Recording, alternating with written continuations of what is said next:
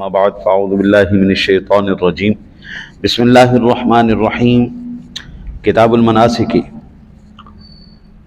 ارکان حج کا بیان۔ اللہ تعالیٰ کے فضل سے ہم نے دعاؤں کے باب کو مکمل کرنے کے بعد اب ہم ارکان حج کے اور عمرہ کے مسائل کی طرف وہ باب شروع کرنے جا رہے ہیں۔ جی، مناسک یہ جمع ہے منسک کے، جو نسیکہ سے بنا ہے، اس کے معنی ہے عبادت کرنا۔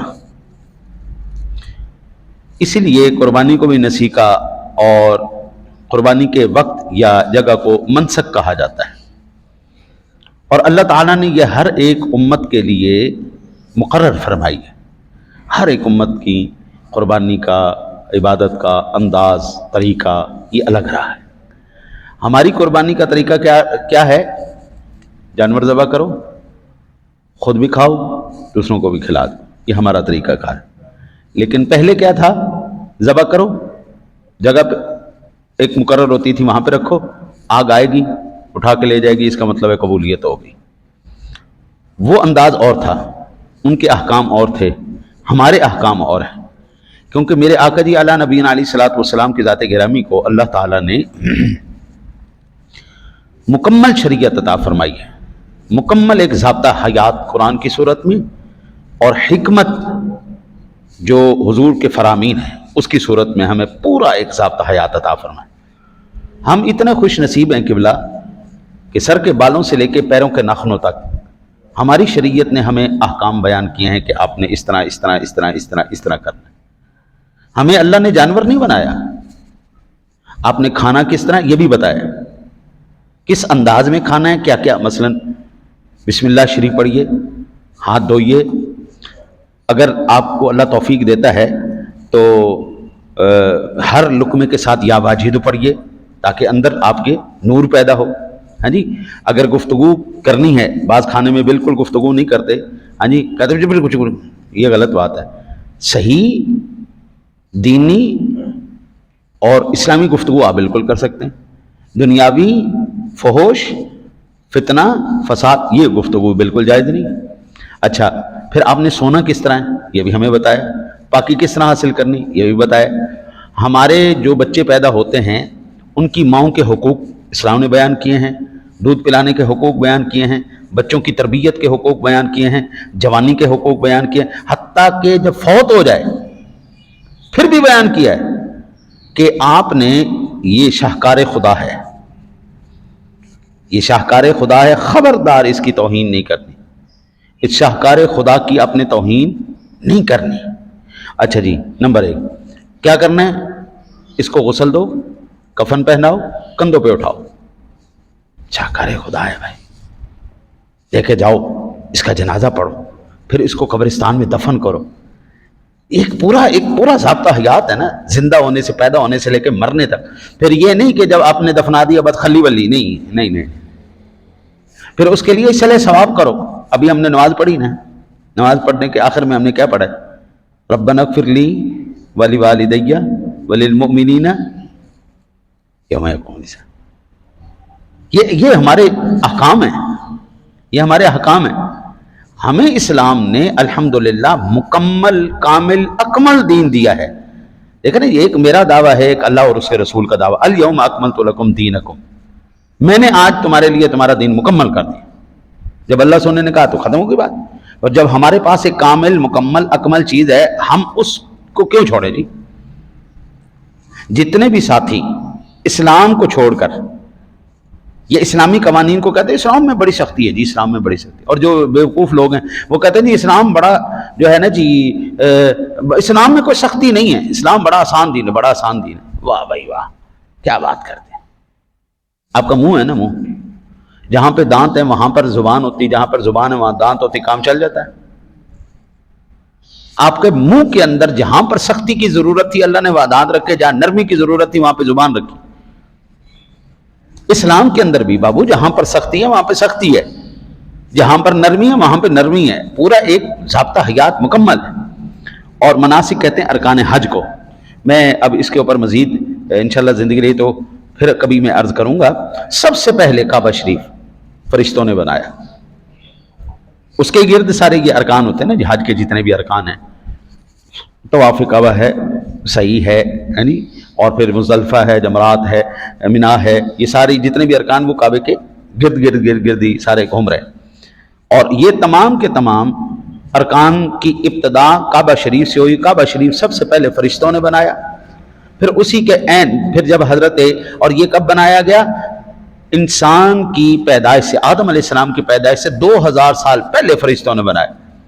پھر جب آدم علیہ السلام کو پیدا کیا گیا جی تاکہ وہ اب اس کی عبادت کریں، ارکان حج وغیرہ ادا کریں، تو پھر بالکل عین اسی کے اوپر بالکل 7ویں آسمان پر اللہ نے ایک اور فرشتوں کے لیے کعبہ مقرر کر دیا جس کو بیت المعمور کہتے ہیں.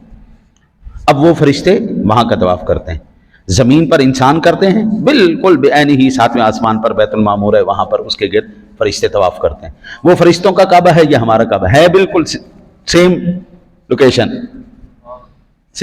ہے. یہاں پر نیچے زمین پہ انسانوں کے لیے، آسمانوں پہ فرشتوں کے لیے.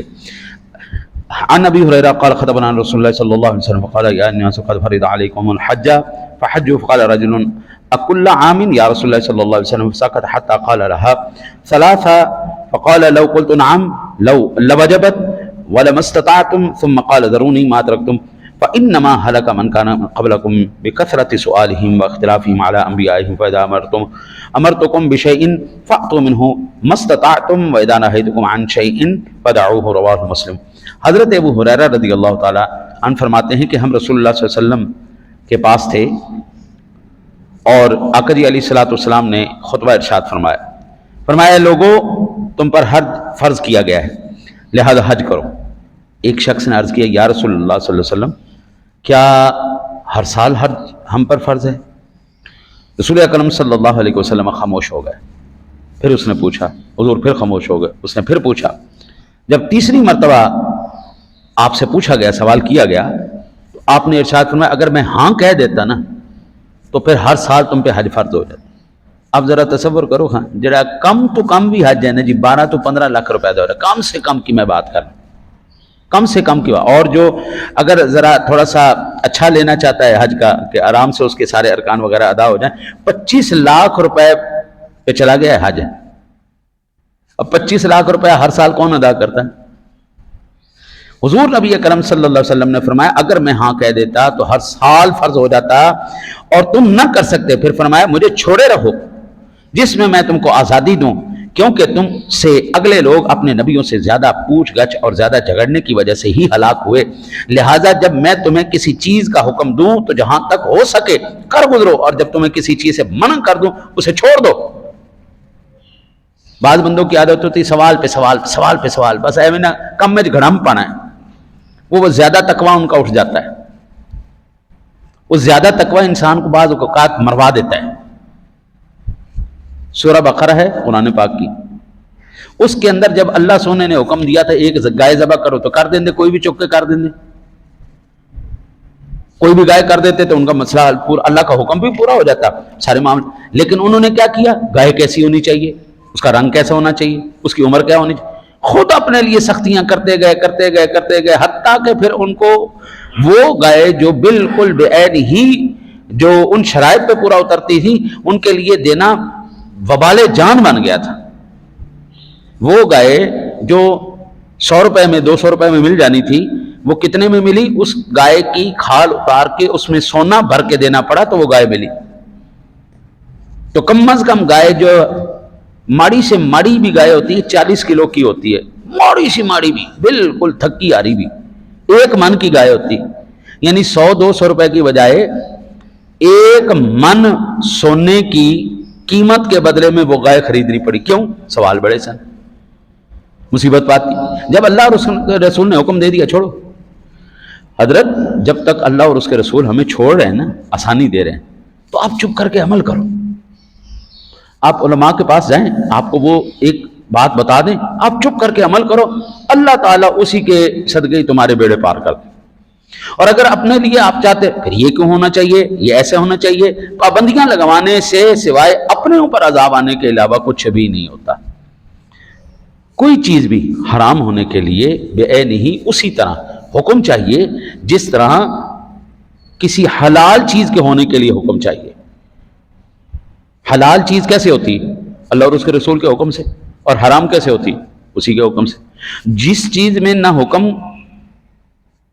موجود ہے نہ منع موجود ہے وہ چیز حلال ہے، مباح ہے، آپ کر لو، اللہ تعالیٰ آپ کو پکڑ نہیں کرے. حرام چیزیں بھی اللہ نے بیان کر دی اور حلال چیزیں بھی بیان کر دی. اب بعض کہتے ہیں کہ نہیں جی یہ جو ہے نا جی ما آتاکم الرسول فخذوہ وما نہاکم عنہ فانتہوا، جو اللہ کے رسول تمہیں دیں وہ لے لو اور جو جسے منع کریں وہ منع ہو جاؤ. ٹھیک ہے، ہم اس بات کو مانتے ہیں. اس کا مطلب یہ ہوا کہ جو حضور سرور دو عالم صلی اللہ علیہ وسلم نے عمل کیا ہے یا جو چیز استعمال فرمائی وہ تو ہو گئی حلال. جو آپ نے نہیں فرمائی یا اس کا منع نہیں فرمایا تو وہ حرام ہوگا. یہی مطلب سمجھ میں آتا ہے نا. بعض لوگوں نے جو سمجھا. اب ایمان سے بتانا ہم جس جگہ پہ بیٹھے ہوئے ہیں یہ مسجد حضور کے زمانے میں تھی یا ایسی مسجدوں میں حضور نے نماز پڑھی تھی؟ ان قالینوں کے اوپر، ان لائٹوں کے نیچے، ان پنکھوں کے نیچے یہ حلال کیسے ہو گئی؟ بھئی اس کے حلال ہونے کے پیچھے کوئی وجہ ہونی چاہیے نا. بھئی لائٹوں کے نیچے بیٹھنا، پنکھوں کے نیچے بیٹھنا، قالینوں میں بیٹھنا، اے سیوں میں بیٹھنا، ہیٹروں میں بیٹھنا، گرم پانی استعمال کرنا، یہ سارے معاملات کرنا یہ کیسے حلال ہو گیا؟ یہ ایسے حلال ہو گیا کہ نہ اس میں حکم ہے نہ منع ہے، یہ حلال ہو گیا. اب اس کو ہم دیکھیں گے کہ ان سے اسلام کو تقویت مل رہی ہے یا اسلام کا نقصان ہو رہا ہے. اگر تو اسلام کو تقویت مل رہی تو پھر بالکل جائز اور حلال. اگر اسلام کا اس سے نقصان ہو رہا ہے تو پھر یہ بالکل ناجائز اور حرام. لیکن اس سے فائدہ ہی ہوا ہے. مسجد صاف ہو، صاف ستھری ہو، قالین لگے ہوئے ہوں، پنکھا چل رہا ہو، لائٹ چل رہی ہو، سب لوگوں کی تمنا یہی ہوتی ہے اسی مسجد میں پڑھو یار، ادھر اے سی چل رہا ہے، ادھر پنکھا لگا ہوا ہے، ادھر لائٹ لگی ہوئی. آج ہم کوئی سادہ سی مسجد کریں اللہ کہ ایک دو چار نمازی پانچ آ جان دے آ جان، ورنہ اب ہم یہ تو نہیں کہہ سکتے حضور نے یہ استعمال نہیں کیا تو حرام ہو گیا. تو سادہ سا جواب ہے، نہ منع ہے نہ حکم ہے تو جائز ہے. دعا ہے اللہ تعالیٰ سے اللہ آپ کو مجھے عمل کی توفیق عطا فرمائے. اللہم صلی علی سیدنا و مولانا